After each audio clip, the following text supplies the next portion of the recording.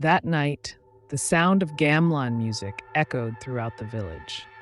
Residents who rarely watch entertainment were eager to come to the village pavilion, where a performance was being held. There, people flocked to watch a performance that was rarely held. The tinkling of the gamelan, combined with the graceful movements of the dancers, created a mesmerizing atmosphere. Among the riveted audience, Tino couldn't take his eyes off a female dancer. Her beautiful face, soft hip movements, and the red shawl that floated around like it had a life of its own mesmerized Tino. "So pretty," he whispered unconsciously. "Hey, remember your wife?" Fahar tapped Tino's shoulder, trying to remind him, but her words were lost in the shuffle. Tino's eyes remained glued to the dancer. The swaying of the dancer's sensual hips and the sight of her tantalizing cleavage really left Tino speechless. Then something strange happened. The dancer, who was supposed to stay on stage, suddenly approached Tino. Her swaying became even more seductive, as if it was just for him. The scent of flowers mixed with something foreign wafted from her body. Tino was silent, captivated like a butterfly bewitched by light. With trembling hands, he reached into his pocket, pulled out some money, and handed it to the dancer. Her movements were not of her own free will, more like someone being hypnotized. Fajar, who had been watching, began to feel uncomfortable. "If it's like this, I don't want to participate." Fajar, who felt that Tino had gone too far, chose to leave Tino. Without realizing it, that night became the beginning of tragedy for his best friend. 1988, Tino and Ira lived a simple life in the village. Their 3-year marriage is harmonious, even though they still haven't been blessed with a baby. Tino, an office employee in the city, is able to fulfill the family's needs. Small. They were never in a hurry about children, believing everything would come in due time. Lately, however, something had changed. "Yes, dear. After moving branches, there's still a lot to take care of," Tino said as he started the motorcycle, answering Ira's complaint that her husband often came home late at night. Ira could only nod and let Tino go by kissing his hand. At home, she spends her time cleaning the house and tending to the small garden in the backyard. Although she tried to stay strong, boredom began to haunt her. The loneliness sometimes culminated in small arguments, but Tino always calmed him down with the promise that this was only temporary, part of his new job. One night, however, everything started to go wrong. Tino came home later than usual. His face was pale, his eyes looked troubled. He entered the house without a word. When Ira greeted him, asking why he came home so late, Tino exploded. "Me coming home that late is none of your business. All this happened because of you," he shouted as he slammed the door. Ira was silent, struck by Tino's anger that he didn't understand, but he chose not to prolong the problem. The next morning, Tino was back to his usual self, as if last night's rage had never happened. The following days were quiet, until one night Ira woke up. There was a sound that disturbed him, the sound of gamelan, soft but clear, as if coming from the front of the house. Ira rose slowly, glancing at Tino, who was still asleep, undisturbed by the noise. A strange feeling crept into his chest, like a bad premonition that he reluctantly ignored with Ira's careful steps. The closer he got to the door, the clearer the gamelan sound became. It was rhythmic, like an inviting melody. But there was something odd, something that sent chills down Ira's spine. Ira's hand hesitantly touched the doorknob. His instincts whispered for him to step back. But the voice grew louder, haunting his mind. Reluctantly, Ira turned the doorknob and opened it slowly. A strong wind immediately broke through, piercing his skin. The gamelan sound that had dominated earlier suddenly vanished. Outside, the rain was pouring down on the earth, even though the sky had been clear before. However, it wasn't the rain that made Ira's heart pound.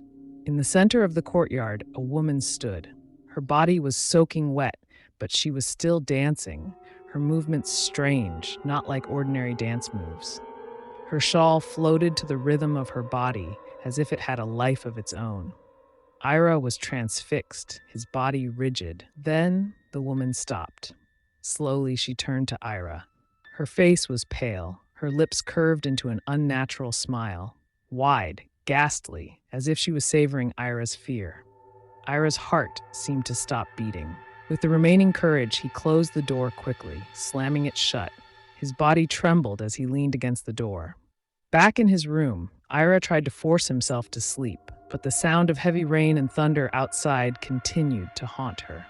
She didn't know what exactly she saw that night, but one thing was for sure.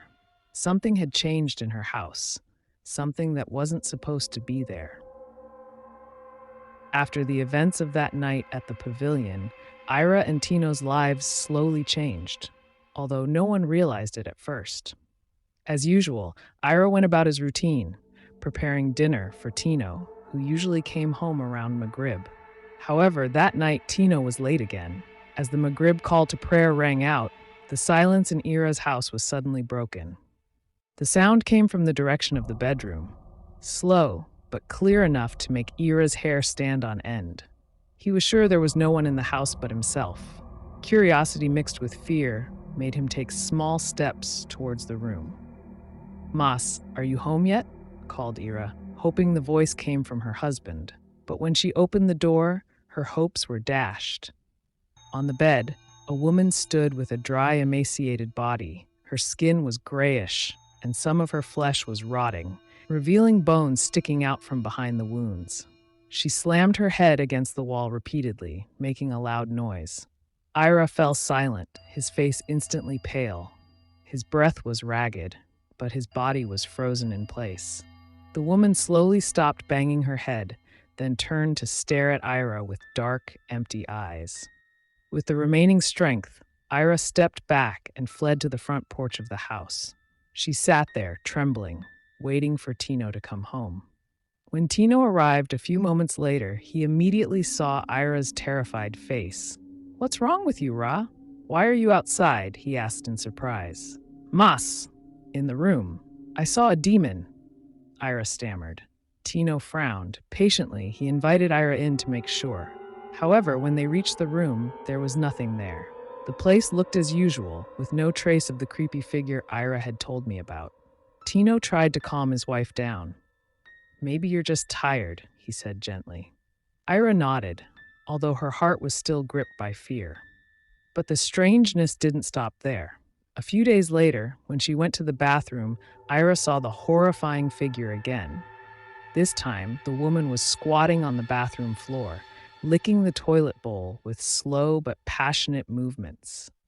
Ira was transfixed for a moment before recoiling in paralyzing fear. The nights that followed were even more terrifying. One night, Ira was awakened by a rattling sound from the kitchen. With cautious steps, he headed towards the source of the sound. However, the sight he saw made him sick. The figure was there, licking the used sanitary napkin he had thrown in the trash. Ira's fear turned into deep anxiety. No one else had seen the figure, including Tino. Every time he tried to tell a story, the creature vanished before Tino could witness it. In addition, Ira began to suffer from a strange illness. Her genitals emitted a foul odor, and pustule-like sores appeared around them. She hid it from Tino, trying to treat it herself. But it all came to a head on a night when heavy rain poured down on the village. Tino, who was fast asleep, was suddenly awakened by the sound of a game lawn echoing in the distance. A pungent stench wafted into the room. When he turned to Ira, what he saw made his blood boil. Ira, with bulging eyes and a face that no longer looked like his, glared at him with a look full of anger. Before Tino could say anything, Ira jumped at him, both hands gripping Tino's neck tightly, trying to strangle him. "Ira! Wake up, Ira!" Tino shouted as he tried to release the grip. However, the look on Ira's face showed no sign of consciousness. It wasn't his wife, it was something else. Frantically, Tino grabbed the clothesline lying nearby. With great difficulty, he tied Ira up, holding him down until the rain stopped and the sound of the game lawn faded away. At that moment, Ira came to his senses. Her tears broke, realizing that she had just tried to kill her husband. Tino hugged Ira, who continued to cry. Ra, I believe you now. There really is something wrong in this house. The fear was no longer Ira's alone. Their home had become the terrain for something much darker and more terrifying.